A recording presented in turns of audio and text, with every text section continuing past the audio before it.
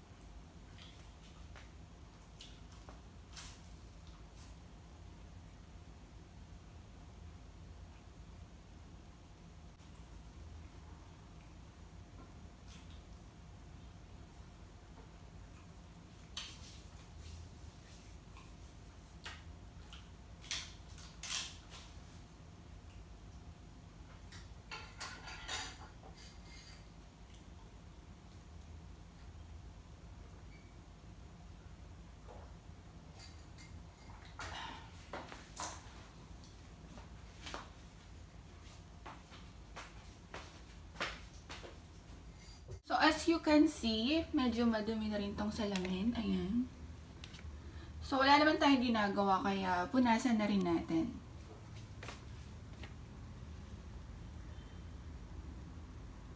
Ayan o. Ayan.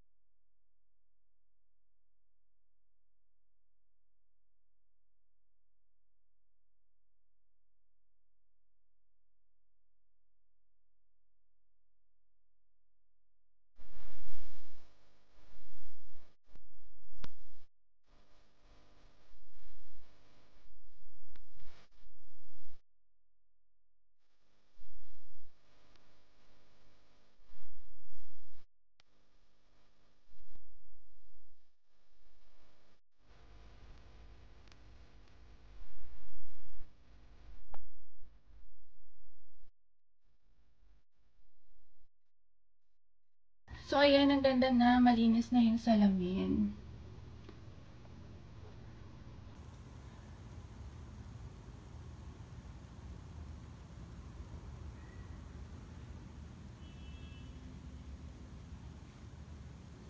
So, ngayon naman, napansin ko kasi na medyo madumi rin yung electric fan. So, idamay na natin. Ayan. Medyo maalikabok na kasi itong electric fan na to. So, linisin na rin natin siya. So, sa bahay talaga, pag wala akong ginagawa, naglilinis lang ako kasi since naman nakatunganga ka, sayang sa oras, edi mas maganda maglinis na lang kasi exercise pa.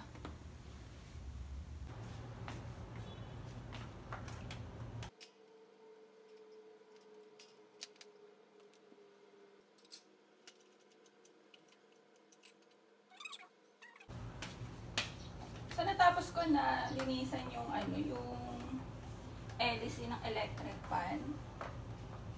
Ngayon naman punasan natin tong niya, body niya.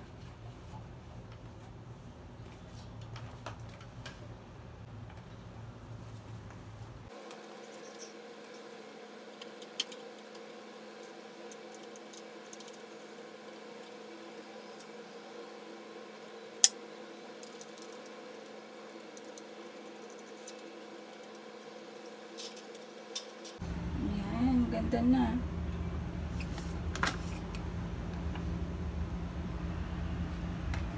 So, maliligo muna ako kasi ang init. Hello mga ma'am, so ngayon, tapos na ako maglilinis and mamaya naman, after nito, mag-ano naman ako magsasaing tsaka magluluto ng for lunch. So, ayun, naisip ko i-content na lang is, i-share ko sa inyo yung blessings na natanggap namin ni Han this year. So siguro nakita niyo itong hawak ko, no? So, I'm happy to announce with you, mga moms, na we're having a second baby. Ayan. Nag-PT ako last, So, nag-PT na lang ako para, hindi ko sasabihin sa inyo kung ilang buwan na itong tiyan ko. Secret muna. And ito, nakita ko na lumabas is positive. So, sabi kasi dito, di ba, pag nag-red lines siya, lumabas dalawa. So, meaning, positive na yon. So, before kasi kay Kate, nung nag-PT ako, 2 beses. Kasi yung first PT ko sa kanya, malabo yung lines. So, nagdalawang isip ako. Baka mamaya hindi pa.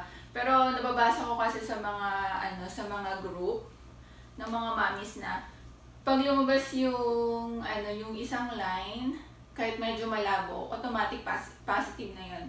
Pero para makasigurado, yun nga, nag-double ako, PT ako. Tapos, ayun nga, ito kay Bunso muna tawag ko.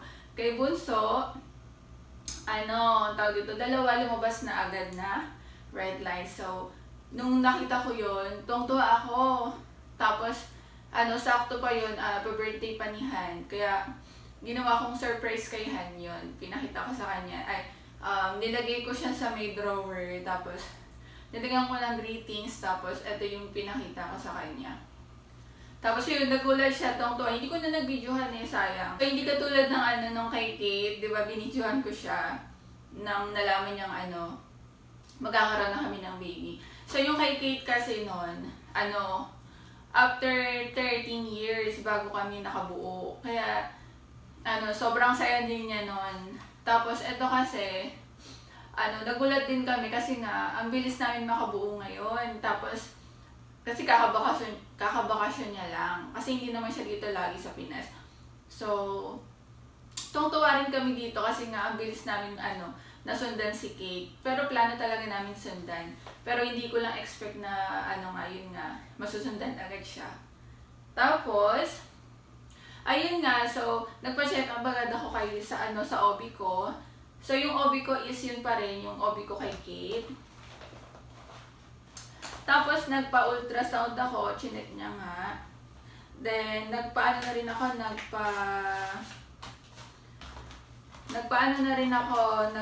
test na rin ako. Kasi sabi niya magpa-CBC, urinalysis na rin ako. Tsaka mga RBS. Then, syempre, binigyan niya rin ako ng mother book. So, meron ako dito yung mother book ko kay Kate. Nandito yung nakatago. Para meron akong makukumpara ko kung tumaba ba ako or lumaki ba yung tiyan ko sa ganitong months, ganon. So, ayun nga, nagpa-lab test ako, tapos okay naman lahat. Ayan, sa urine, sa CBC. Okay na lahat. Then, naresetahan na rin ako ni Doc ng mga vitamins. So, kailangan kasi yun pag buntis ka. So, syempre, kompleto tayo doon. Meron tayong vitamin C, tapos may folic acid. Then, meron tayong multivitamins. Tawag dito yung nireseta niya sa akin dati. hiwalay-hiwalay. May folic acid, di ba? May vitamin C. Tapos may ferrous sulfate sa dugo. Pero ngayon, ang nireseta sa akin nito, meron na palang isahan ngayon, yung para hindi na marami yung iti-take mo. Yung nireseta niya sa akin ngayon, Hemerate FA. Once a day. Yun, maganda daw yun. Para isang take na lang, tapos isang vitamin C. Ganun. Tapos syempre, may multivitamins pa rin ako na Obimin. So, kayo ba mga moms, ano ba yung tinitake niyong vitamins?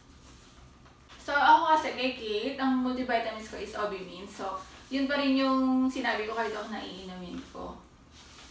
Then, ayun nga, binigyan na rin ako ni Doc ng yung sa ultrasound ko last time. Ito pala. Ayun nga, yung sa ultrasound ko last time, na-confirm nga pregging nga ako. Kasi nga pinahita ko to kay Doc. Kasi yung usapan namin ni Doc pala, pag-uwinihan, sabi niya, di ba last year nanganak na ako, tapos lumipas na yung isang taon. Di ba last year nanganak na ako, tapos lumipas na yung ilang buwan. Tapos nang mag-birthday si Kate, sabi niya, kailan ba uwi si husband mo? Tapos sabi niya, magpa-pap smear daw ako para daw maganda, tapos magbuntis daw ako agad. Tapos ayun nga, as di ba pag nagpa-pap smear ka, maganda yung sa dahil malilinis. Tapos, sabi ko, sige po Doc. Tapos yun nga, hindi ko alam na pag-uwinihan, hindi ko alam na susundan pala namin agad si Kate. Kaya ang saya-saya kasi nga, kahit hindi ako nagpa-pap smear, nakabuo agad kami. Kaya sabi ni Doc, wow, ang galing nga. Nakabuo daw agad kami. So, ayun, natuwa rin siya. Siyempre, kita rin yun sa mga doktor, di ba? Tsaka suki kasi kami dun eh. So, siya rin kasi nagpaanak sa pamangkin ko, yung OB ko na yun. Kaya, suki na kami dun. Tapos, ayun nga, yung sa last ultrasound ko, nakita nga dito na buntis ako. Then, yung bumalik ako kay Doc last month, na-advise na sa akin na magpa-ultrasound na ako. So, makikita na dito kung anong gender ni baby. Then, nung nakaraan pala, nung nagpa-check up si Kate, kasi malapit lang din yung sa may ultrasound ko. Magpapa-ultrasound na dapat ako noon. Kaso, kulang pa ako sa weeks. Kaya ang nangyari, bumalik na lang ako. Sabi niya, antay-antay na lang daw muna kami ng ilang weeks pa. So siguro next week, kasi babalik si Kate doon next week sa pedya niya. So pwede na rin ako magpa-ultrasound para malaman na namin yung gender. So sabi nila sana daw lalaki na daw para may isa na ako babae tapos may isa na ako lalaki. Kota na daw. Pero sa akin, gusto ko rin lalaki para lalaki at babae nga, tapos makita namin kung sino na naman kamukha. Sana naman kamukha ako naman din kasi si Kate kamukha ni Han eh, wala man akong nakuha ata sa akin. Tapos ayun nga, sana maging kamukha ako naman din para may tigisan na kami ni Han. Okay din na lalaki, pero okay din naman na babae, kahit naman. Kasi gusto ko rin magkaroon si Kate ng kapatid na babae kasi ang hirap pag walang kapatid na na babae. Katulad ko, wala akong kapatid na babae, parang medyo malungkot. Siyempre, iba pa rin pag kalaro mo, babae, ganon. Kasi kami, 3 lang kami magkakapatid. Tapos ako yung gitna, tapos ako lang yung babae. So, ayun, kaya medyo boyish din ako paglaki ko noon. So, gusto ko magkaroon si Kate ng babae rin na kapatid. Tapos ayun, nakakatuwa si Kate kasi hindi pa lumalabas si baby. Sweet na siya sa kapatid niya, inihimas-himas niya to. Sinasabi niya, "Hi baby." Tinurong ko kasi siya. Tapos ginaganon niya, "Hi baby." Baby, sabi niya. Ang talino nga ni Kate, tapos sweet. So ayun lang mga ma'am, share ko lang sa inyo yung pregnancy update ko. So ayan, alam niyo na rin na buntis ako. Siguro nakikita niyo na rin dun sa mga video ko kasi sabi niyo siguro, kaya laki ng tiyan nito. Oo nga pala nung birthday ni Kate, akala ng mga kaibigan ko doon. Pusod lang daw yung tiyan ko kasi nakadress ako nun. Kasi di ba meron mga mamis na na parang bakat yung tiyan, tapos medyo malaki talaga, di ba, after mga kahit lumipas na yung 1 taon or 2 taon. Tapos yung sa akin kasi, medyo ano lang nun, parang ubok lang siya nun. Tapos sabi sa akin ng kaibigan ko, nung pinost ko na sa nung pinost ko, nung birthday ni Kate na na pregnant nga ako, sabi niya, akala ko po lang yung tiyan mo, buntis ka pala ulit, sabi niya. Tuwang-tuwa daw siya, ayun. So, naisip ko pala na mag-PT, nagpabila ako kay Hanan sa Mercury.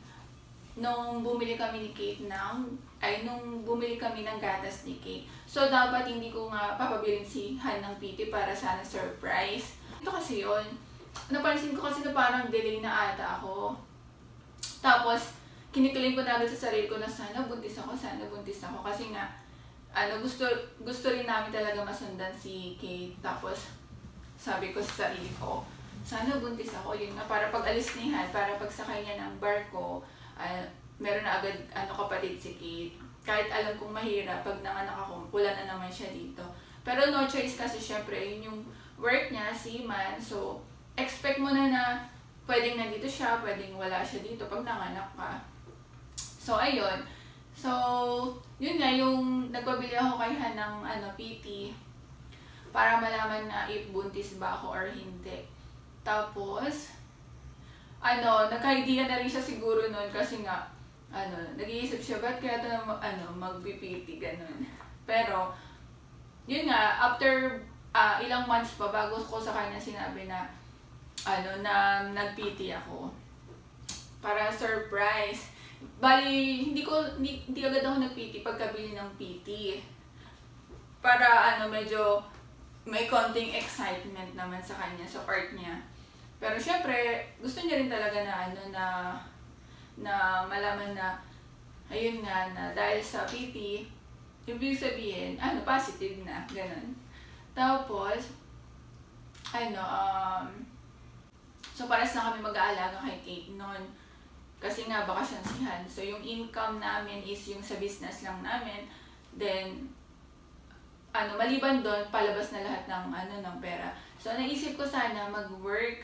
Tapos, nag-apply ako nag-send ako sa mail.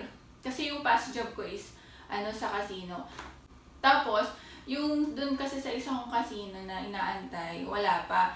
Then, ayun nga, nung nag-PT ako, nung nalaman ko na nabuntis ako, magulat-gulat ako na nag-email sila na, ayun nga, for interview ako dun sa casino na yun, sa isang hinaantay ko.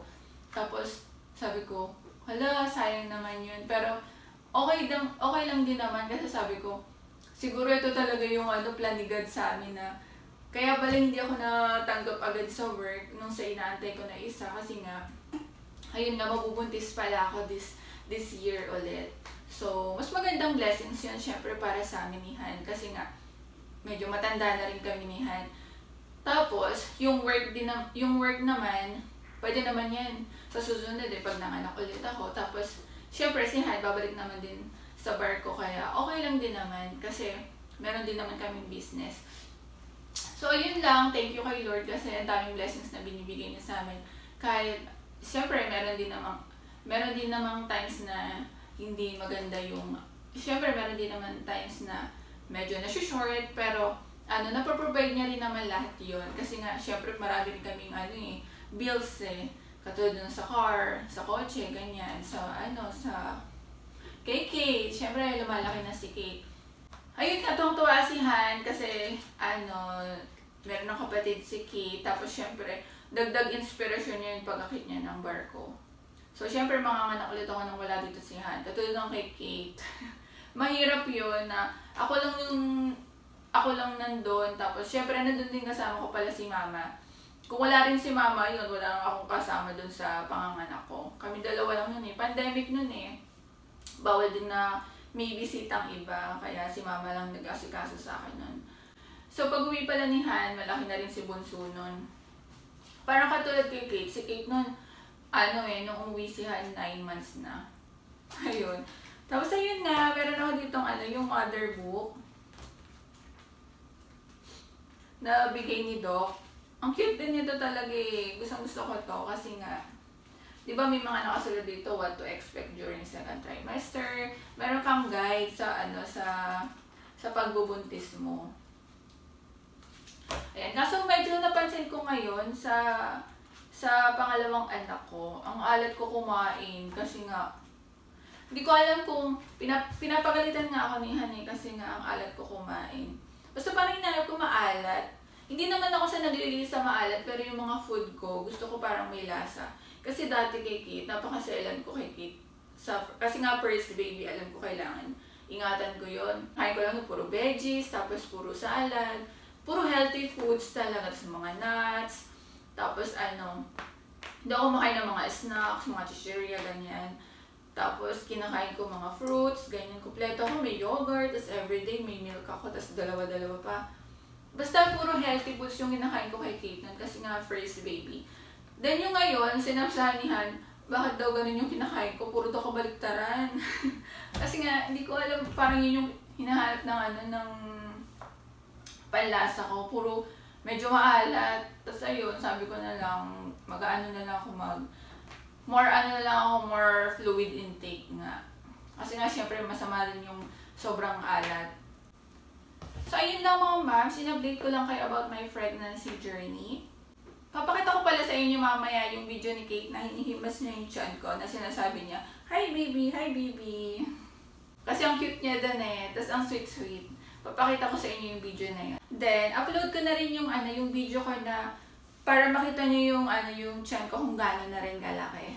Tapos, so ayun lang pala. Don't forget to like, share, subscribe na rin to my YouTube channel. Para updated na rin kayo sa mga susunod kong uploads about my pregnancy journey. So, thank you for watching! Hi, baby!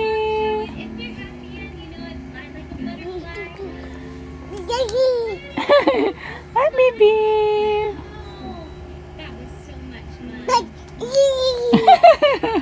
Baby lang!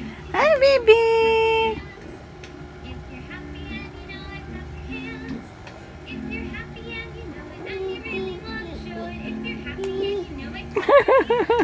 Hi, baby! Say, baby, hi, baby!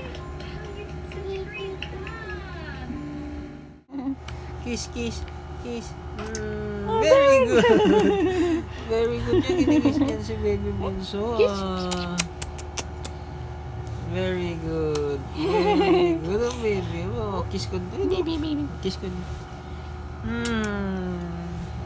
Baby bunso. Yes, yes, baby bunso inside here. Wow! Baby! Baby. Baby! Hello. Kiss mo. Kiss. Wow! Very good! Love, love mo si baby bunso. Kiss, kiss, kiss. Love, love. Wow! Very good! Kiss na si bunso. Very good. Sweet-sweet naman yung ate na yan. Kiss.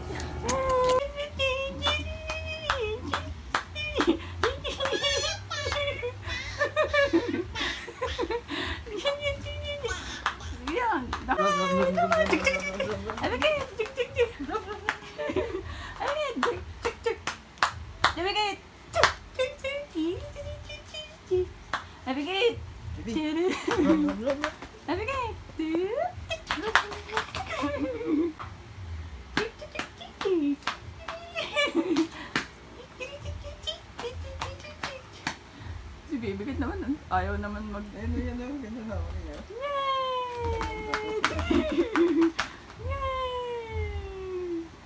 Sabi Kate. Sabi Kate. Natatawa siya eh. Yan okay na yan? Okay na, okay na. Dami na nga eh.